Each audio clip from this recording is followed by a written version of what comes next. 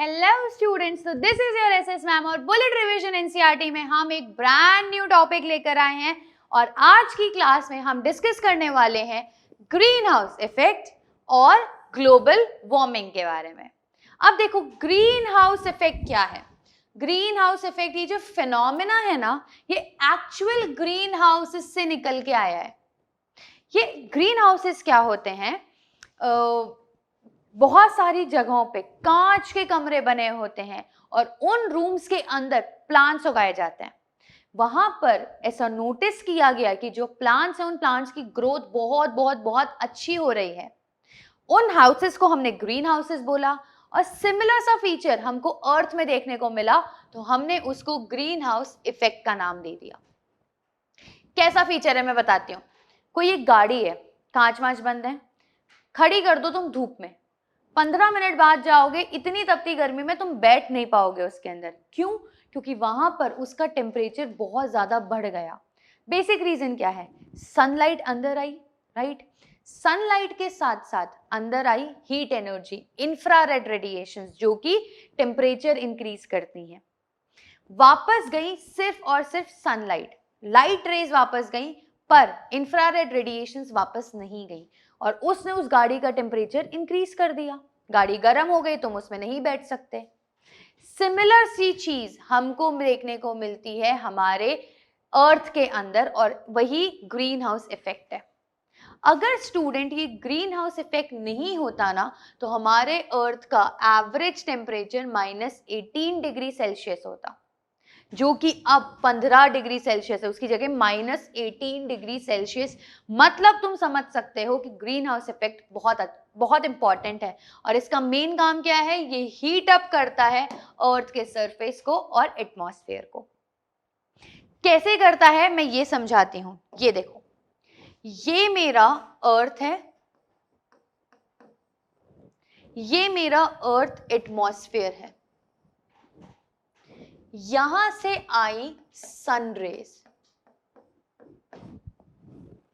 जब ये सनरेज आई तो कुछ तो यहीं से रिफ्लेक्ट बैक हो गई। कितनी? 1/4। कुछ अंदर तक आई, इन्होंने हमारे अर्थ सरफेस पे हेल्प किया ग्रोथ वगैरह करने में, राइट? कुछ अंदर तक आई पर एमिट हो गई। लेकिन जब ये एमिट हुई तो एटमॉस्फेयर से बाहर नहीं जा पाई और ये इन्हीं के बीच में घूमती रह गई और इन रेज ने इंक्रीज किया हमारे अर्थ का टेम्परेचर और इसी को हम ग्रीन हाउस इफेक्ट कहते हैं। इसी को हम ग्रीन हाउस इफेक्ट कहते हैं। समझो, जो क्लाउड्स और गैसेस थे, उन्होंने रिफ्लेक्ट किया कितना?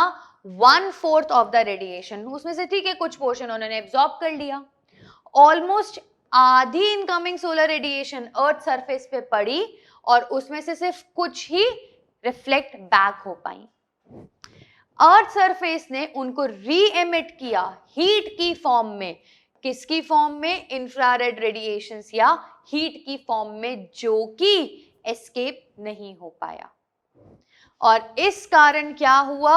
और हमारी एटमॉस्फेरिक गैसेस ने उसका मेजर पोर्शन एब्जॉर्ब कर लिया। अब ये जो गैस के मॉलिक्यूल्स हैं, ये इन हीट एनर्जी को रेडिएट करते हैं और इसका मेजर पोर्शन वापस से अर्थ सरफेस पे आ जाता है और ये साइकिल ऐसे रिपीट होती रहती है, जो मैंने तुम्हें ऐसे करके बताई। यहां से यहां गया, यहां से वापस यहां से यहां गया, वापस यहां। ये है हमारा एक्चुअल ग्रीन हाउस इफेक्ट। ये था तो बहुत बढ़िया, एकदम एनसीईआरटी डायग्राम देख लो। सबसे पहले देखो, कुछ पोर्शन तो यहीं तक आके रह गया, कुछ पोर्शन आया वापस चला गया, पर कुछ पोर्शन आया और ऐसे ट्रैप हो गया।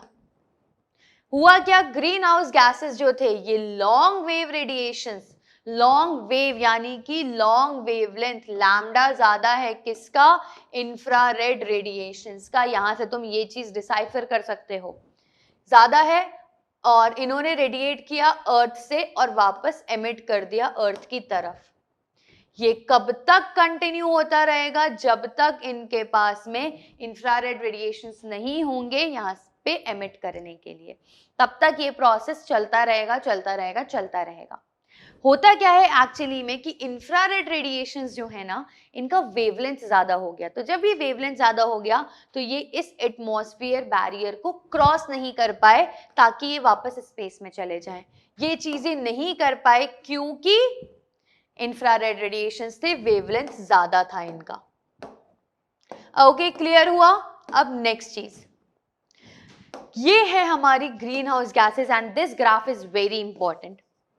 ये ग्राफ बहुत इंपॉर्टेंट है कि कौन कौन सी ऐसी गैसेज हैं जो कि इंपॉर्टेंट हैं, जो कि ग्रीन हाउस इफेक्ट शो करती हैं। तो इसमें सबसे ज्यादा इंपॉर्टेंट है कार्बन डाइऑक्साइड 60%, दूसरे नंबर पे इंपॉर्टेंट है मीथेन, तीसरे नंबर पे इंपॉर्टेंट है CFC और चौथे नंबर पे इंपॉर्टेंट है N2O। मैंने कैसे याद किया था मैं वो तुम्हें बता देती हूँ। Carbon dioxide, methane is CH4, CFC और N2O। देखो, कार्बन डाइऑक्साइड, मीथेन का CH4 और CFC, ये तीनों C से शुरू हो रहे हैं, अल्फाबेटिक ऑर्डर में भी पहले आ रहे हैं, तो ये तो पहले आएंगे, नाइट्रोजन बाद में आएगा। अब इसके अंदर कैसे याद करेंगे? तो कार्बन में CA, CH4 मीथेन, C के बाद H आता है तो H आ गया, CABCDEF। अच्छा हाँ, ये तो गलत है, रुको रुको रुको, मैं बताती हूँ जुगाड़। दूसरी जुगाड़ क्या थी? CH4 और ये हो गया। मीथेन में अगर मैं, अब मीथेन में एक्चुअली क्या है, थोड़ा पंगा है। मीथेन में तुम्हें CH4 भी देखना पड़ेगा और फिर E भी देखना पड़ेगा। E तो F से पहले आता है ना, तो इसीलिए मीथेन पहले। अब कैसे भी याद करो, पर ये सीक्वेंस था जिससे मैंने जुगाड़ लगाया था। अब CO2 हो गया 60%, CH4 हो गया 20%, CFC है 14% और N2O है 6%। ये percentage is very very very important कि हमारे कौन कौन सी ग्रीन हाउस गैसेस हैं। अब क्या हुआ, ये ग्रीन हाउस गैसेस जब तक थी तब तक तो बहुत बढ़िया काम हो रहा था, कोई दिक्कत नहीं थी। दिक्कत कब आई? दिक्कत आई जब ये ग्रीन हाउस गैसेस के लेवल में इंक्रीज हो गया और फिर आई एक नई प्रॉब्लम जिसको हमने ग्लोबल वार्मिंग बोला, क्योंकि ग्लोबली अक्रॉस द ग्लोब पूरे अर्थ का टेम्परेचर इंक्रीज हो रहा है, पूरी अर्थ गर्म हो रही है, ग्लोबल वार्मिंग। पिछली सेंचुरी में, पिछले 100 सालों में जो टेम्परेचर है वो 0.6 डिग्री सेल्सियस इंक्रीज हो गया है, एवरेज टेम्परेचर, जिसमें से मेजरली तो लास्ट के 3 डिकेड्स में है। अब तुम सोचोगे कि 0.6 डिग्री सेल्सियस ही तो है, बट स्टूडेंट्स ये बहुत डेंजरस है क्योंकि जो रेट है वो रेट बहुत फास्ट है। साइंटिस्ट ने बोला है कि सिर्फ 0.6 डिग्री के कारण ही, इतने से टेम्परेचर के कारण ही हमारे एटमॉस्फेयर में डिलेटेरियस चेंजेस आ रहे हैं, बहुत डेंजरस चेंजेस आ रहे हैं, जैसे कि El Nino effect, climate changes है जिस कारण पोलर आइस कैप्स मेल्ट हो रहे हैं, या फिर हिमालय के स्नो कैप्स मेल्ट हो रहे हैं, हर जगह के ग्लेशियर्स पिघल रहे हैं। अगर ये ग्लेशियर्स पिघलते रहे ऐसे ही तो हमारे सी का लेवल इंक्रीज हो जाएगा और बहुत सारे low lying coastal areas submerge हो जाएंगे, पानी में हमेशा के लिए डूब जाएंगे।